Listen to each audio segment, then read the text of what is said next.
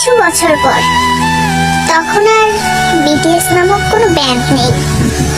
তখন বিটিএস এর 7 জন মেম্বার কারো স্বামী, কারো বাবা নামে পরিচিত। সামাজিক নিয়ম হোক বা পরিবার, সবকিছুর জন্য আমাদেরও যেতে হবে শ্বশুর ঘরে। হয়তো তখন সারাদিনে আপনাদের কথা ভাবার সময় হবে না, হয়তো তখন সারাদিনে আপনাদের ছবি দেখা হবে না।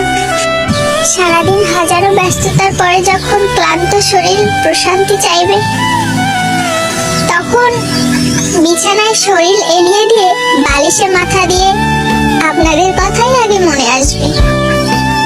হয়তো চোখ থেকে গড়িয়ে পানি পড়বে, হয়তো স্বামী পাশ থেকে ডেকে জিজ্ঞেস করবে কাঁদছো কেন। বুকে পাথর রেখে আর মুখে সত্য লুকিয়ে বলতে হবে হয়তো বাবা মায়ের জন্য মন খারাপ করছে।